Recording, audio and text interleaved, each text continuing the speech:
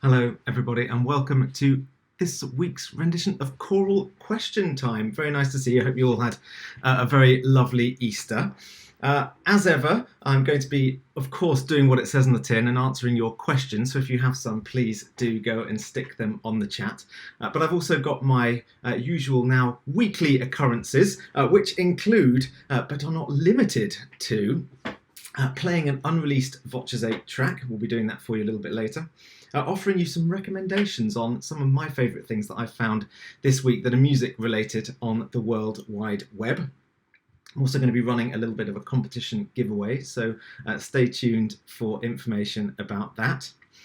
And something I forgot to do last time, I'm very sorry, a couple of people wrote to me about this. I'm going to give you a little exercise that you can do to try and keep your vocal health and your voice nicely up and running whilst you can't get out and sing in choir. So some exercises to do at home to complement the work that's being done by some of my colleagues as part of our Live from Home series, because there are some videos already on YouTube that you can go and have a look at.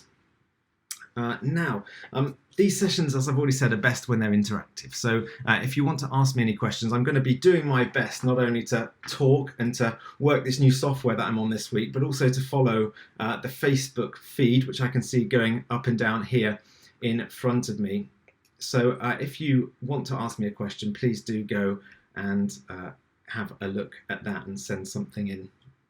I'm going to start this week by answering just some quick fire questions which I've had in advance. So thanks to all of you who've sent questions in advance. You can actually do that by going to the posts that we post either the evening before or a few hours before and dropping your question on there, and I'll do my very best to get round to it in the session if I possibly can.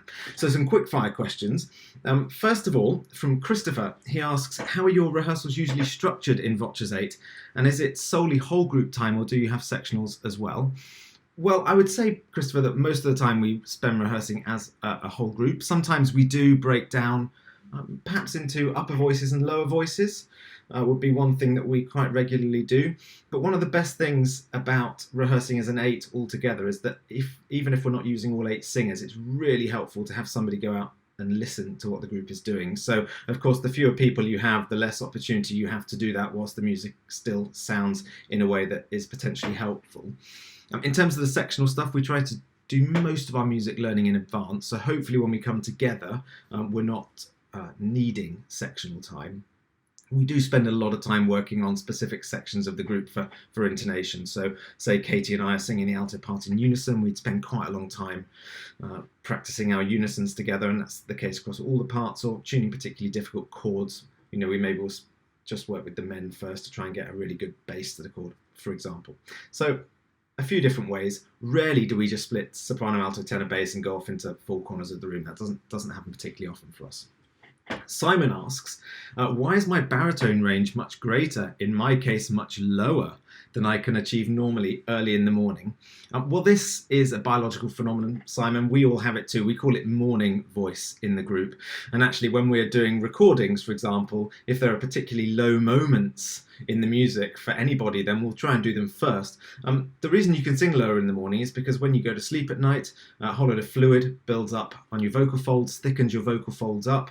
That's mucus as well, and it takes a little bit of time for that to drain away. I'm sure you've seen people who have very puffy eyes in the morning. It's exactly the same thing. Of course, you can see that, but you get it on your voice too, and that causes your voice to have a greater weight to it, and so it means it can be a little bit lower. So we call that morning voice. It's something that we all have to work with, and a very important part of warming up for me, because I also sing falsetto. I need my vocal folds to not be thick like that. So a very important part of the warm-up process is perhaps when you're in the shower in the morning, using that steam to clear that fluid and just humming during that process, during your shower. You annoy a lot of people, I certainly do, but it's a very good way of clearing that fluid off the voice and getting rid of the thick nature of the folds. Now, we don't have a name for this next question. How can you train your ensemble so they can perform a very wide range of repertoire style and genre? It's a good question, and I've said on Question Time before that one of the things that we were told when we started as a group is it's not possible to do all of these different genres of music, and we used to have agents and management saying to us, if you want to be successful, you're going to have to specialise. I think that the trick to VOCES8's way of dealing with it is that we try and find lots of different specialisms within the group. So we will try and have, Blake, for example, is an obvious standout. He's a real jazz specialist compared to the other 7 members of the group. You've seen Johnny doing a whole load of talking on Facebook and YouTube about early music scores. It's a big specialism for him, and different people have different specialisms, and we bring all of that knowledge together and try and learn from each other. Of course, practice as well is an important thing. And I think the third thing we think makes a big difference to us is that we do bring specialists in from outside. So we will try and work with jazz specialists, early music specialists, baroque specialists, whatever it is, conductors who work in the Romantic era a lot.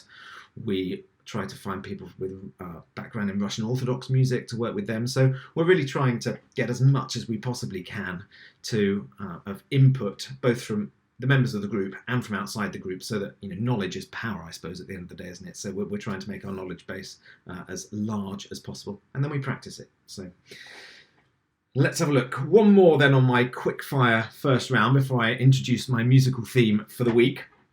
And that is from Anna Wade, who asks, do you utilise solfège at the professional level when learning new repertoire? And if so, how do you use it to train the ear? Well, it's quite a short answer, Anna.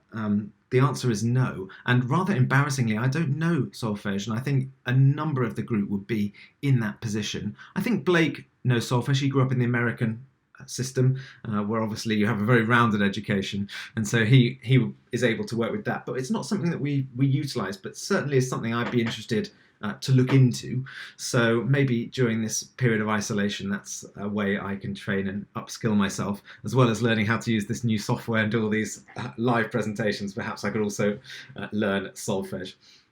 Very nice to see so many of you logging on. Hi Cindy, how are you? Cindy's a great friend of ours and a big supporter of King's College, Cambridge, and I live in Cambridge. I've been running past King's every day. It's a really unbelievable thing to be in Cambridge when there is nobody there. The students obviously are at home, everyone's isolated, no tourists, and to be able to run past that architecture is absolutely magnificent. So I've been thinking of you every day, Cindy, so thanks very much for logging in. Now, as I said, if you've got questions, stick them on the chat. I can see they're already coming in, so I'll have a look at those in just a moment. But before that, I want to introduce my musical theme of the week. This week, it's new recordings from VOCES8 Foundation artists. I'm pleased to say that VOCES8 has the next instalment of our After Silence project coming out this Friday. Those of you who follow the group closely will know that to celebrate our 15th season, we are releasing an album across the whole year in 4 chapters, and the 3rd chapter comes out this Friday. That's called After Silence Redemption. Couldn't remember the name of it last week if you logged in. I've got that one written down to make sure I don't forget. After Silence Redemption, it comes out this Friday, and I'm going to be previewing that in just a minute. I'm also pleased to say that our sister group, Apollo 5, who are also part of the VOCES8 Foundation, have an album coming out a week on Friday, so that's about 10 days from now, and we'll be having a little bit of a look at that later on. Now, I'm actually doing an official launch party for the new EP that comes out on Friday. So if you want to check in here at the same time on Friday, 2 p.m. UK time, I'm going to be hosting an event which includes interviews with other members of the group, and I'm going to ask them to introduce you to the music on the CD, and I'm going to play you some of that music.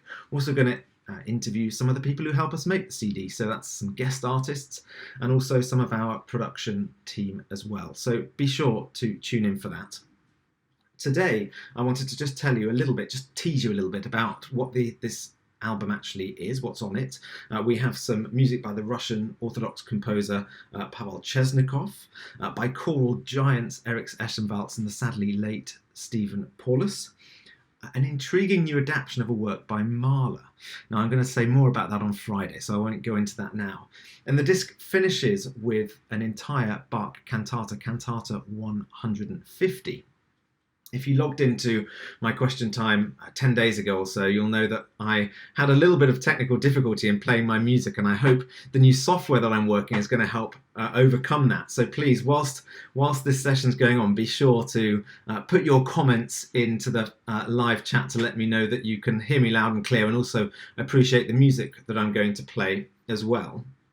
I actually tried to preview this track 10 days ago, but was foiled by those technical difficulties. It's actually the first chorus of the Bach cantata. And it's not just the audio, it's also the video as well. Whilst we were recording, we had a whole load of cameras set up, video cameras, so that we could, I think, from 9 or 10 different angles, just taking footage during the recording process. We've cut together a video so you can actually kind of get that behind the scenes look at how these CDs are made. It's featuring, as well as VOCES8, obviously a Bach cantata needs an accompaniment, so we have also our great friends, the Academy of Ancient Music, who are an incredible period ensemble. And you'll notice when you see the video that they're playing period instruments, or authentic instruments from the Baroque era. And I'm also pleased to let you know that I'm going to just play you the first chorus now, but later on this evening at 6 p.m. UK time, so that's about 3 3/4 hours from now, we are premiering the whole cantata on YouTube. So please get out to our YouTube channel and make sure you set your reminder for that. Just search VOCES8 in the YouTube search at the end of this show, and it will bring you up with our channel. And if you look down, you'll see that we're going to have a premiere planned, and you'll be able to click to get a reminder for that. If you're subscribed, you'll get an email as well. So here then is the first chorus. It's called Nach der Herr verlanget mich, which is also the title of the whole cantata. It's coming out on audio this Friday on our third EP in our After Silence series. That's called After Silence Redemption. For those of you who are as bad at German as I am, I've prepared a little translation. Apologies in advance to our German speakers, because it might not be literal or particularly any good, I don't know. But the translation I have is, Lord, I long for you. My God, I hope in you. Let me not be put to shame, so that my enemies will not rejoice over me. Now, this just requires a little bit of technical wizardry on my part, and hopefully this will play for you now. This is Nach der Herr verlanget mich. Nach der Herr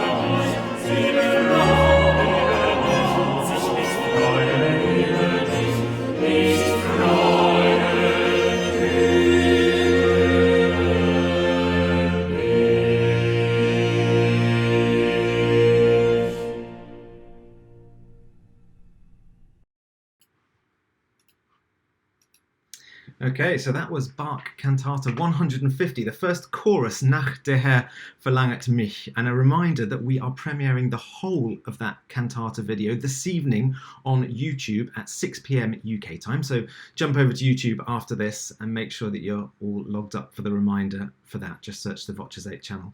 The audio is coming out as part of our new CD, which drops this Friday. It's called After Silence Redemption. And we're very, very proud of it. So please do go and enjoy that. And I think from reading the feed that people could even hear the audio properly, which makes me even happier because I was very sad last week that you couldn't appreciate some of the music that I'd chosen for you. Now, I'm going to just answer a couple more questions. We've had some really, really great ones. I mentioned my dear friend Cindy, who I know because she's a fan of VOCES8 and we're very lucky she comes to a lot of our concerts, but she's also a keen Cambridgeite and I live here in Cambridge. Cindy asks a very interesting question. She says, what vocal exercises would you suggest to bring back a voice that hasn't sung regularly for 10 years and has lost its register and finesse? Well, I think that we need to think about the voice in the same way that we think about any other muscle, really. So, you know, there's this great app, isn't there, Couch to 5K, we call it, where a lot of people are doing that at the moment in this period of isolation in order to try and get themselves fit. And the idea is that you start very slowly, and just to look at it on the page and read what the app's telling you to do for the first few weeks, it's like walk for 5 minutes, run for 60 seconds or something. It starts like for a whole week. And after a month, you're going to end up being able to run 5K, and of course it's stretching you slowly. So one thing that Eleanor does when she does a warm-up in a VOCES8 session, which I'm a massive fan of, is she asks everybody to hum a random note. And of course, if you were just to hum a random note, that's probably about the middle of your voice. And so always start your warm-ups from that point. And people always think about building up to get high, but I think also you have to develop the voice at the bottom end as well. So my advice to you, Cindy, would be to start really, really gently, find the middle of the instrument, wherever's comfortable, and just engage the range a little bit more every day. So small little exercises, definitely starting gentle, so starting with humming.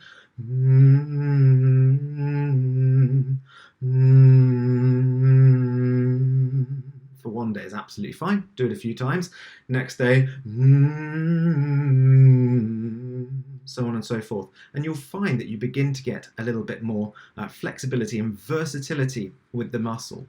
It's also fair to say that the voice sounds sweeter the softer the tissues and everything are. So if you can be really gentle with these exercises, even if you sound a bit croaky and hoarse in the morning, then actually as all your tissues soften during the day, you'll find that the voice begins to get sweeter. Of course, from the hum, you can then open up to the vowels. So definitely start in the middle, really slidey little exercises and extend the range outwards. And I think if you were to do that for a month, that you'll find after a month of this extension that you will be a magnificently versatile voice.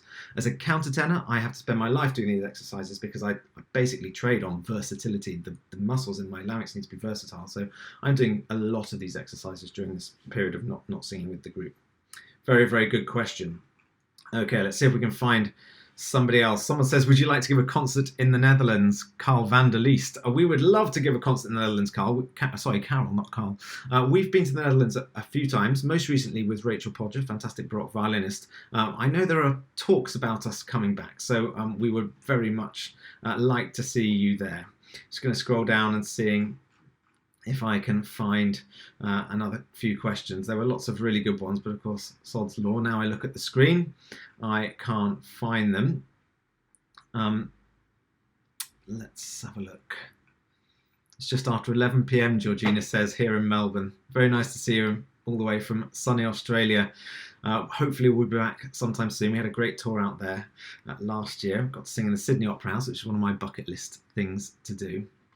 Here's Melanie says, I noticed that all singers are using tablets, and how does it work with having to make performance marks, or do you have a standard score?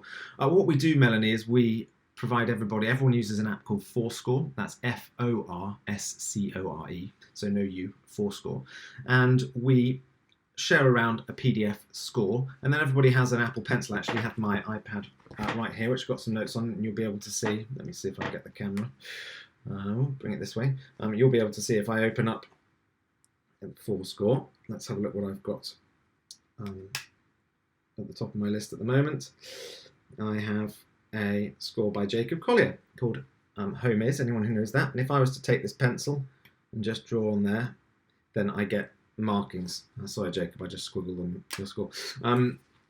So that's how we do it in the group. And of course, just like at any other choral setting, everybody can make their own marks, which is great. Alan McIntyre Young says, such beautiful acoustics and recorded sound. Do you ever need to do retakes because of room sounds, like a chair creaking? Well, actually, Alan, yes, I would say the majority of retakes, well, maybe that's not fair, half the retakes perhaps, are actually created because of noise. I actually edit our recordings, and a massive part of my editing process is listening for rumbles, creaks, squeaks, bird noises outside, aeroplanes flying over.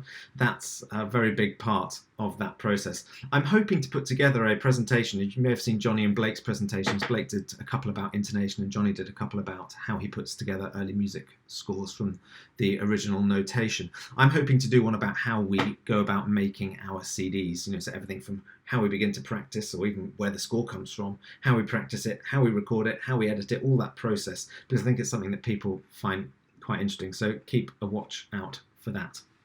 I'm going to go on to the next segment of my prepared notes, which is something that I try to do now each week, where I offer you an insight into something that I found on the internet that's particularly interesting.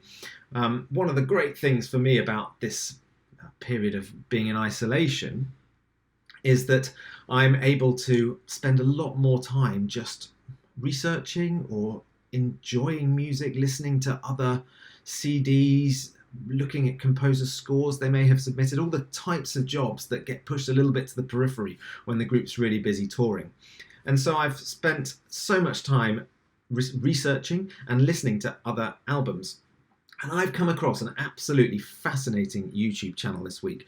A guy who also goes by the name of Barnaby, a guy called Barnaby Martin, who is a composer who's based in the beautiful cathedral city of Wells in the west of the UK. If you've never heard of Wells, Wells, please look it up. It's got possibly my favourite, between Wells and Ely, my two favourite UK cathedrals, or maybe Canterbury sneaks in as well.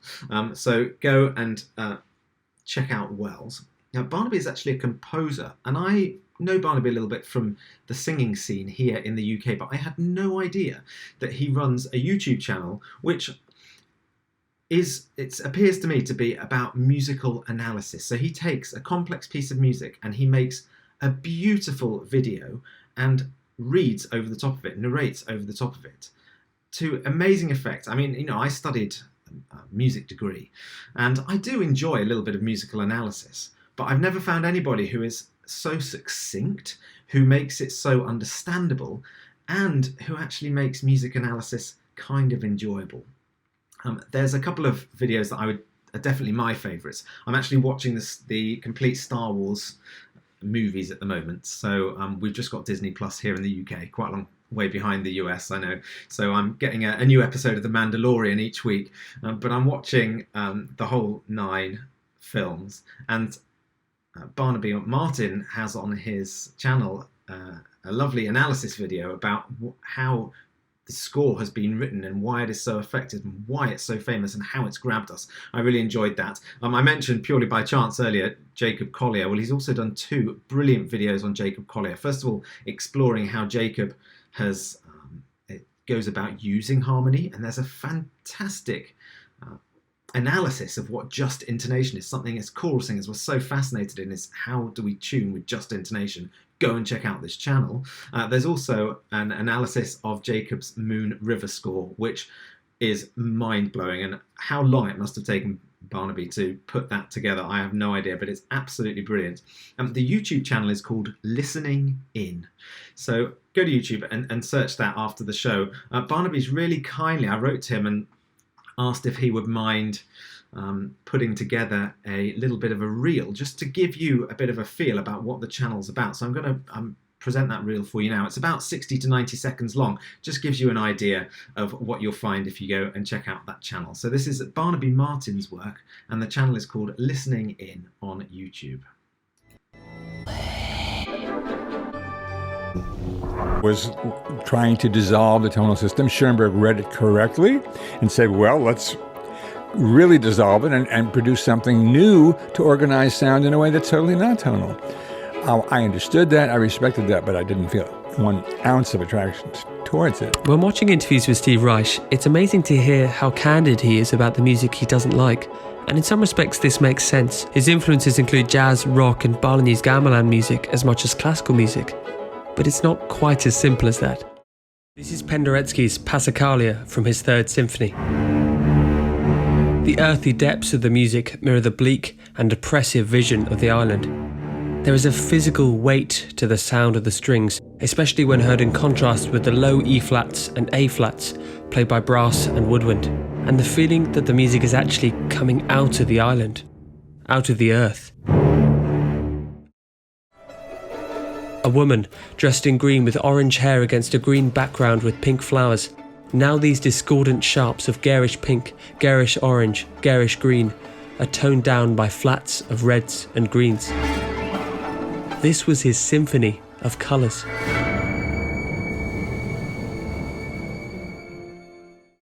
Williams has given us a masterclass in economy here. With just 3 musical ideas, he has created a work of depth, power, ritual, force, balance, and of course, imbalance.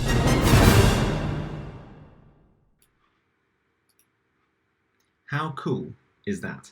That's Barnaby Martin's video channel on YouTube. It's called Listening In. So head over to YouTube after the show and he's got loads of videos up there. They're absolutely fascinating. And, you know, we talk about going down wormholes on YouTube, don't we? I'm afraid I've been down a bit of a wormhole with Barnaby's videos this week. So thanks very much to Barnaby, may or may not be watching, for providing me with that reel. And I hope you guys can all find some enjoyment out of watching those.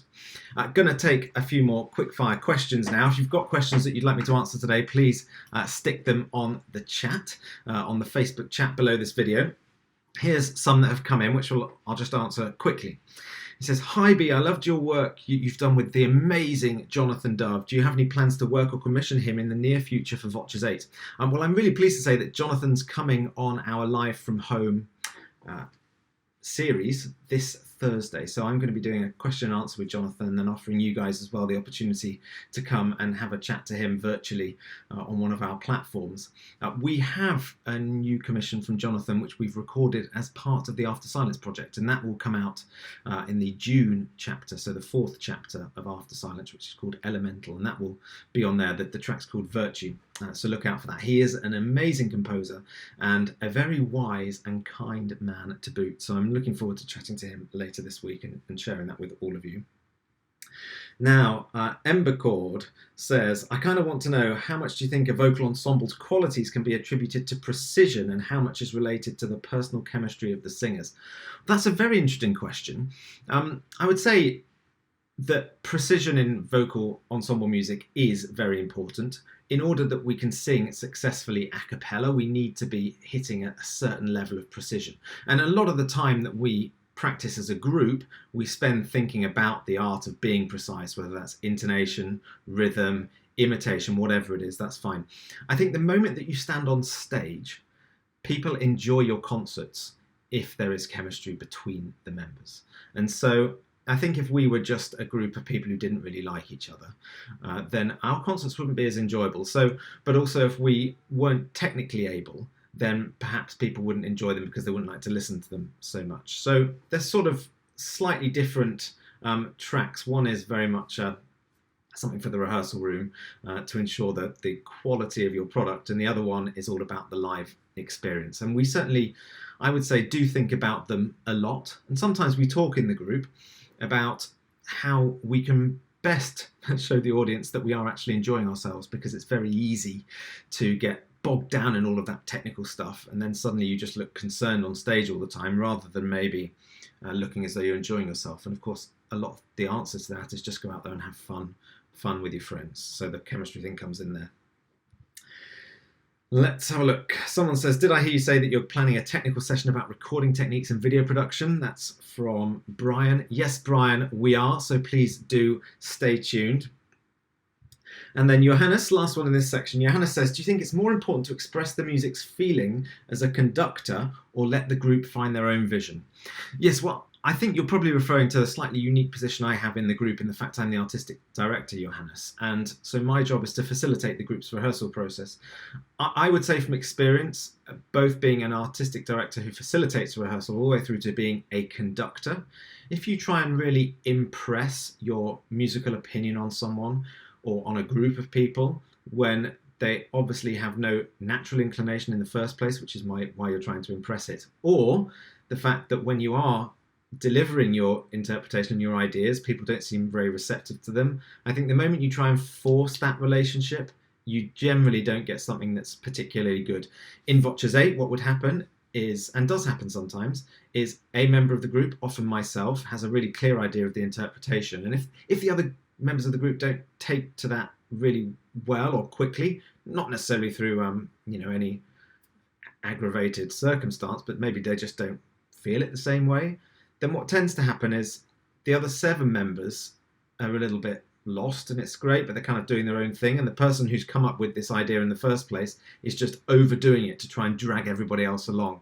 And you get this kind of great imbalance between someone who's going massively hard at something and then 7 other people who are a little bit lost. So I think if you end up in that circumstance, which we often do, and sometimes we choose not to perform pieces because we just cannot find a way that we think we can do it well. I think if you end up in that scenario, you need to go in, you just need to talk about it. And even when I'm actually conducting, maybe a chamber choir or an orchestra, some of the time I will stop and go, okay, well, this isn't working, so can we talk about it? Sometimes I might even ask for ideas from the musicians themselves, or perhaps I'll just leave the podium and ask the musicians on the stage to sing it. And just taking that little bit of space away and listening to them sing gives you such a different perspective. And then having the confidence to hear what they're doing, perhaps see if you can work with that. So you're completely and utterly turning the tables and almost making them the director and you the person being directed. You're taking their ideas, and you get this fantastic conversation that then happens. And I think that's, I notice when I work with often smaller groups, but really world-class orchestras or choirs, it feels more like a conversation, and that is what I absolutely love and live for on the podium. Let's see if we can take a couple of questions here off the feed. If you do have questions, please do let me know. Xenia says, I wrote a question on Facebook, and the question is, why do you have 5 men and 3 women, and why a countertenor instead of an alto? What's the difference? Is it strategy? Well, I don't think there'd ever be a strategy that would say that you should have more men than women. In VOCES8's case, when we started the group, we were just a group of friends, and it so happened that the 2 altos were countertenors. So that's kind of, we fell into a position originally of having 2 ladies and 6 guys. Since then, the job and the group has developed. I think there's a couple of important things to note about us. One is that we're definitely an export, so we spend a lot of our time going out and about around the world, and we take with us the British brand. And it's fair to say that countertenor in choir is quite a British tradition. Across the centuries, we've been in a position where we have amazing cathedral choirs, but it's until very recently, the clerics in those choirs, so the singers, were only allowed to be men, which is why we have so many treble choirs, boy treble choirs, and why we have men who sing countertenor or alto in the choir. And so that countertenor sound has become termed to be quite British, and so taking a little bit of that with us around the world in the VOCES8 sound is, I think, a good thing from our export status. Another thing about the group is that it's very versatile. We spoke a little bit earlier about the fact we do a lot of different genres of music. The countertenor voice, whilst it can be great and have a lovely timbre that it brings to the group, it's not the world's most versatile instrument. Again, I've spoken about the fact I have to practice my versatility a lot. And so having a female alto brings a much greater element of versatility. And if we can find a way, which Katie and I spend a lot of time practicing, finding a way to mesh those voices together, you can get quite a unique and interesting sound. So that's really the idea behind it. You've asked what the difference is between a countertenor and another alto. Well, countertenor is specifically a male voice type. So if you're a female and you're singing alto in choir, you might be a mezzo-soprano, or you might be a contralto, or you might even be lower than that. We often have female tenors now. A countertenor is a male singer. That is a singer who is using the false part, the falsetto of their voice. So naturally I'm a baritone, but when I sing falsetto, I become a countertenor. So I'm using the false part of my instrument. That's accessing the part of my vocal folds that I used before my voice changed. We have various different types of guys who sing alto. We have male altos. Those are altos who might be high tenors, whose voices seamlessly go through a mixed sound and into a falsetto at the top. And Blake would be a male alto. But a countertenor has a big difference between their baritone, their natural voice, and their falsetto, their false voice. So I have a huge break, which I can rather embarrassingly probably demonstrate for you. So my falsetto's there. That's the break between my natural baritone register and my falsetto register. So that makes me a countertenor. If I was a male alto, I'd go through that more seamlessly. And in the middle, there'd be some mix, which I wish I could do, but I can't. So that's the biggest difference there. I hope that's a useful insight. Sorry if I don't know how good or bad the microphone might have been in picking up some noises there. I'd like to go on now to the next segment of the show, which is the next little bit of music that I would like to play you. And I'm very pleased to say, I said already once earlier in the show, that as well as VOCES8 bringing out an album this Friday, After Silence Redemption, I previewed some Bach earlier in the show from that, our sister group under the VOCES8 Foundation banner, Apollo 5, also has a new album coming soon. Their album officially releases a week after ours, so that's about 10 days from now. But this Friday they're releasing a teaser track. I'm just going to give you a little bit of information about the album, which I've been passed by Claire, who's their artistic director. Claire says that this album is to mark the 10th anniversary of Apollo 5, and to mark it the group has recorded 3 digital EPs, which will form the album Where All Roses Go. As I say, there's a volume of that coming out in 10 days' time, and that is going to be the first volume. And this Friday there's a teaser track coming, and the album specifically explores the most complex human emotion, love, Claire says. And the cover artwork, which you're going to see when I play the track for you in a minute, and the title also of the album refer to the most potent symbol of love and its transience, and that is of course the rose. The disc explores this idea through a varied collection of repertoire spanning 500 years. If you've ever been to a VOCES8 show, you'll have seen this type of programming before. It also has several musical styles and includes works by composers as broad-ranging as Josquin, Francisco Guerrero, the great Spanish Renaissance composer, Eric Whitacre, John Tavener, Claude Debussy, Francis Poulenc, Gerald Finzi, and the artistic director and founder of the fantastic Celtic group Anuna, Michael McGlynn. The programme also features arrangements written for Apollo 5, including pop songs by Elton John, a favourite of mine, and also Seal, who were also a favourite of mine when I was growing up.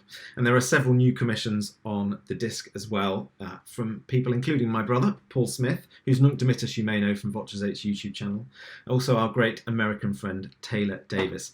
So lots to look out for in that album, which comes out in about 10 days' time.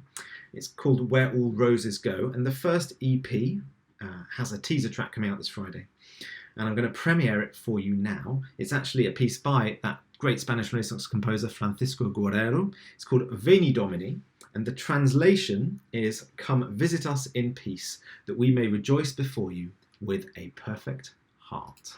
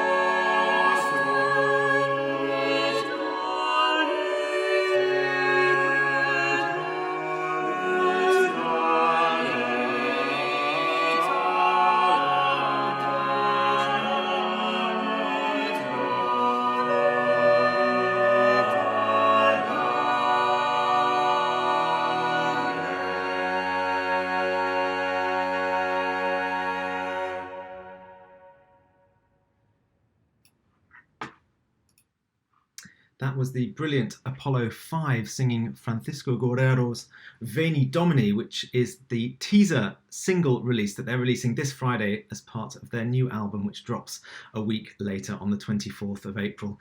Give them some confidence. Tell us how good that was in the comments below. Absolutely beautiful singing. Thank you so much. I'm going to answer a couple more of your questions now. We've got so many brilliant ones coming in on the feed. First from Marie Humbert. She says, "Hi Barney, how do you work with sacred music?" I was wanted to answer this one, but having heard that brilliant version from Apollo 5. She says, "There's so much fervour in your interpretations, and I'm wondering what's your state of mind when singing these pieces?" I think the answer is that we try to go as deep into the text as we possibly can. And it's fair to say that not everybody in the group has the same religious beliefs, but what we will all try to do is find a way that we ourselves can relate to that particular text.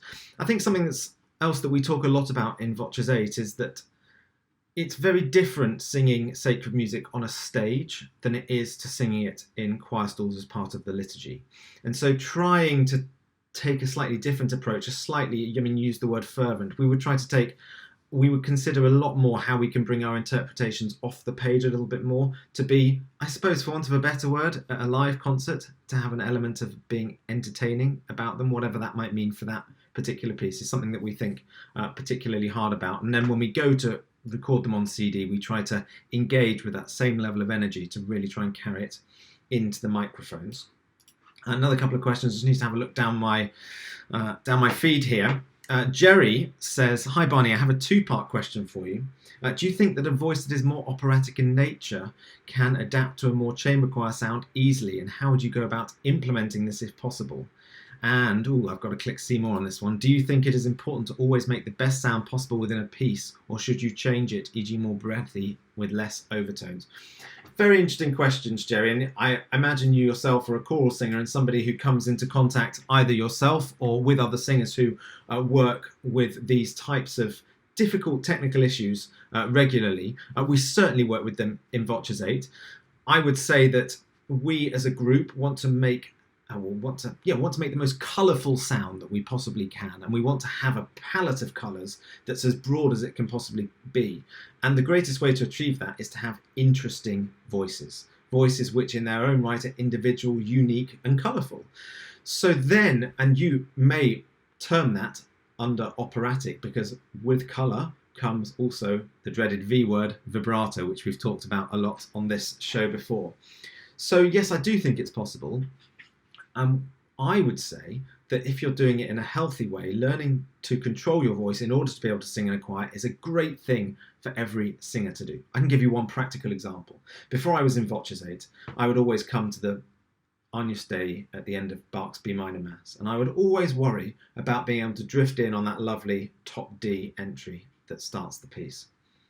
Being in VOCES8, that's the type of skill that I have to do every day of my existence. And so over a 15-year period, now to me, that's a very, very simple thing. So if I was a solo singer, and when I do occasionally go and do a solo gig and something like that presents itself, because I've had the training in choir, I'm able to utilize skills like that a lot more. Whereas in my solo training, it was, of course, you work on things like that, but it's a lot more about finding legato, finding great sound consistent sound across the whole range, things like that. So they're slightly different beasts, but when you put them together, when you put the skills of a solo singer with the skills of a choral singer together, you kind of have a really rounded singer who's technically capable to take on a lot of repertoires.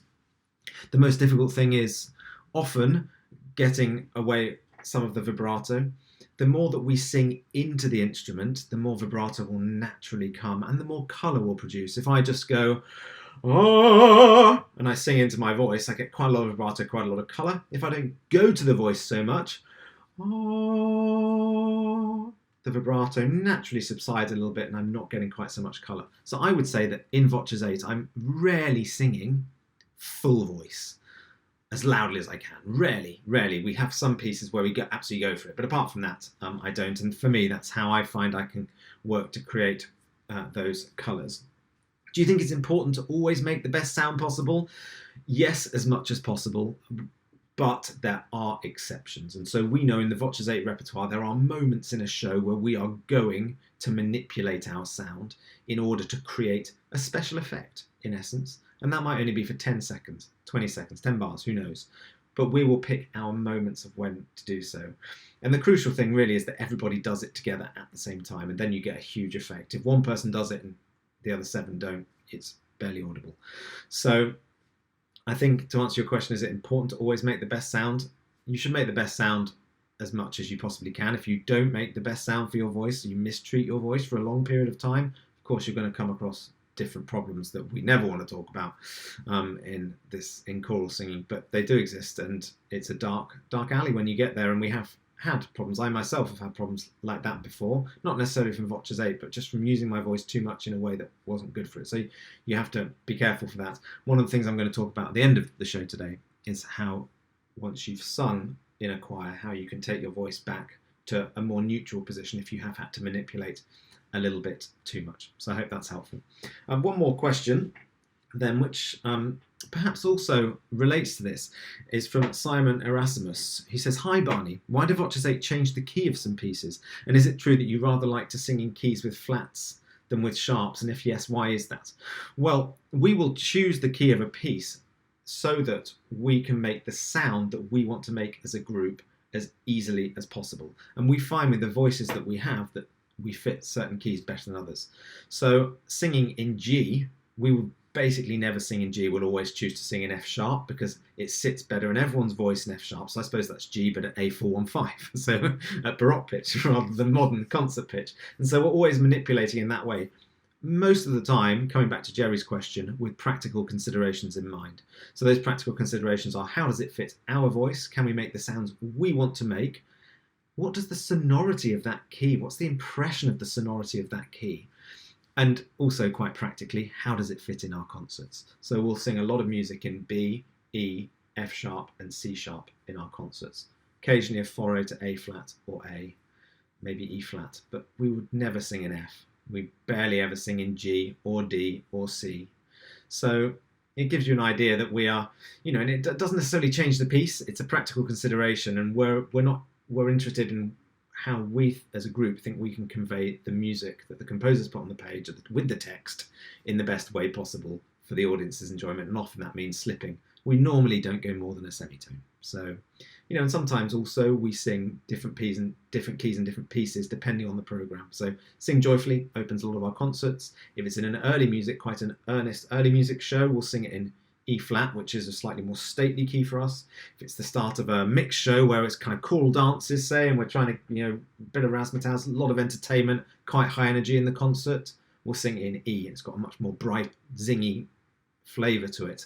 And that plays definitely on the audience's conscious, I think. So I hope that gives you a little bit of insight there. You may remember last week that I ran a competition.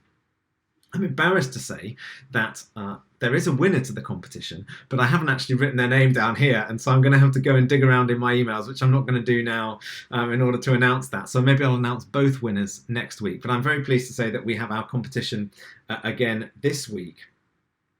It's been a really exciting week for me because we have received, holding up here, the first physical copy of the new After Silence album. So I've said that we're releasing a digital EP this Friday, and that's going to be the third one. There's a fourth one coming out in June, and then the whole album arrives on the 24th of July. It's 2 CDs, one in the front and one in the back, and it's the group's absolute pride and joy at the moment. And I am running competitions on each of these Choral Question Times to give away pre-release copies of this album. So last week's lucky winner will be getting one in the post this week. Each week I play a little excerpt of music and I ask you to identify it for me. Last week I was a little bit sneaky. I played you 20 seconds of the opening of a piece. And a lot of people wrote in and said they thought it was Lottie's Crucifixus R8, so for 8 voices, which wasn't quite the correct answer. I was a bit sneaky because it was Lottie's Crucifixus, but it was his setting for 10 voices. Now, if you've never heard the setting for 10 voices, of course you wouldn't know that that's what the piece was. If you managed to get that it was Lottie's Crucifixus from that example, you should be very proud of yourself because a lot of the writing is very, very similar, hence the slight trick. I think this week's is a bit kinder.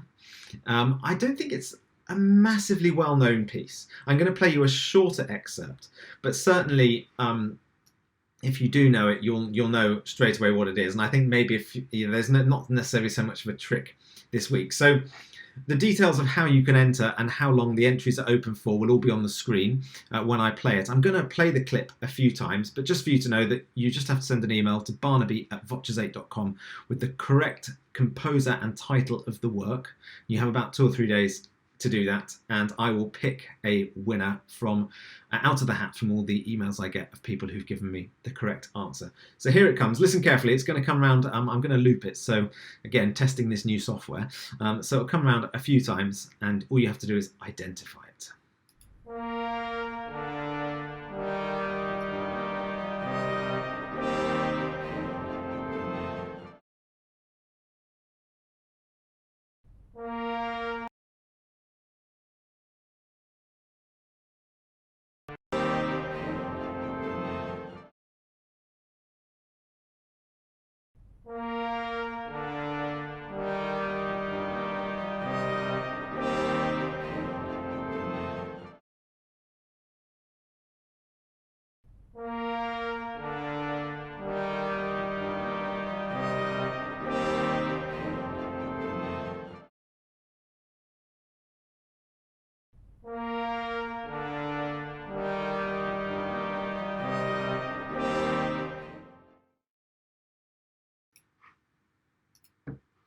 Okay, so who can identify that piece? If you think you know the answer, send an email to barnaby@voces8.com with the composer and the title. And if you're the lucky winner, you'll be receiving one of these, a pre-release copy of our new After Silence album, which I'm very excited about. It's actually got a sort of gloss embossed title and logo down here. So very, very nice. Please come and take part in that competition. Now we're coming towards the end of the show. Something that I promised to do last week was to give you a little bit of an exercise to keep your voice going during isolation. I forgot to do it, so I'm sorry that I forgot to do it. So I'm going to give it to you this week. I think there's a couple of things to consider when you're not singing as much as you might otherwise have been. One, and something we think about a lot in the group during this period, is just trying to keep the voice nice and supple. That's nice and loose, so gentle exercises. And then the other one, coming back to a question Cindy asked earlier in the session, is just making sure the voice is nice and stretched. So 2 really simple exercises. The first one is one to do in the shower, and it's all going to be about releasing tension from the tongue root. So I just want you to run the tongue around the inside of your mouth 8 times this way, 8 times the other way, then 4, 4, 2, 2, 1 and 1. So just a quick example. Do it 8 times that way, 8 times the other way. That's really good just for loosening the tension. After you've done that, stick your tongue out, look really stupid, and just go across your range like this. So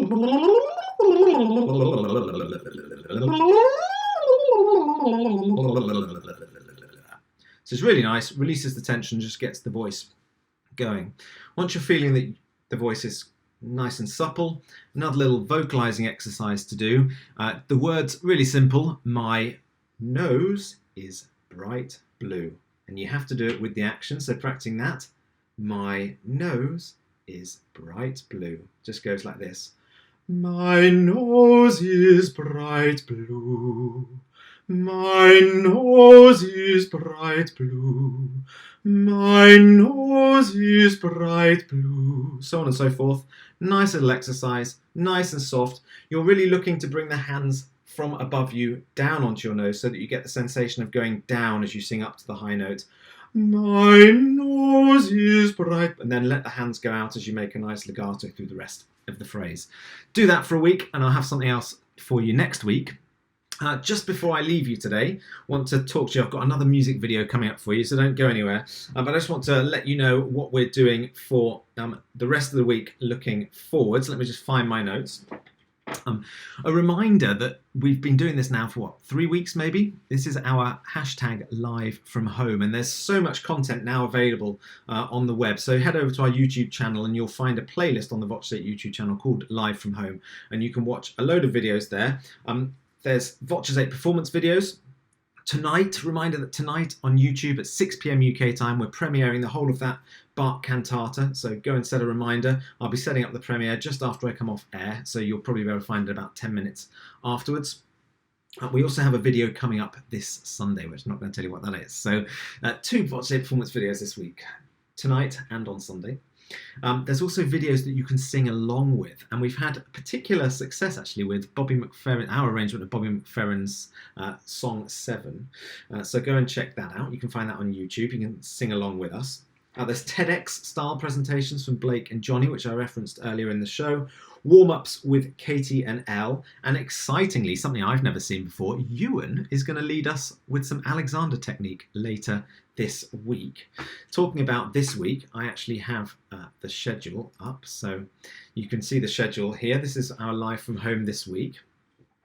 You'll notice that on Wednesday, that's tomorrow, there's some creative music making with Paul. That happens every Wednesday. Paul and Claire, get your pots and pans and come and make some music with him. There's the weekly interview with Jonathan Dove, the aforementioned and highly anticipated album release party with me here at 2 p.m. on Friday, Ewan's Alexander technique, and of course that video release.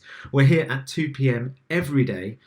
I think the reason we do what we do is partly because I get a huge adrenaline rush out of being live, especially on some software that I've never used before. And, I miss my adrenaline rush. But the real reason that we're doing what we're doing is because we want to keep music in your communities. And also, we are aware as an ensemble that when we are allowed to go back and out of isolation, back to work, the world's probably going to look to be quite a different place. And so we want to train ourselves to be able to operate in a new digital age. So to that end, if you do have any comments about the sessions that we're running this session, please stick them in the comments, write to us. We would love to know, because we want to bring music into the communities in the best way, not just for us, but really for you. So please let us know. Talking about music in the community, and to celebrate Easter, you may have seen that we did a sing-along with the Hallelujah Chorus. Our 2018 live performance with the Academy of Ancient Music was up on Easter Day for you to sing along with. So I thought to say Happy Easter to you all, that would be a very nice way to finish today. So a reminder that I'm back on Friday, and please now all stand up and sing along with the Hallelujah.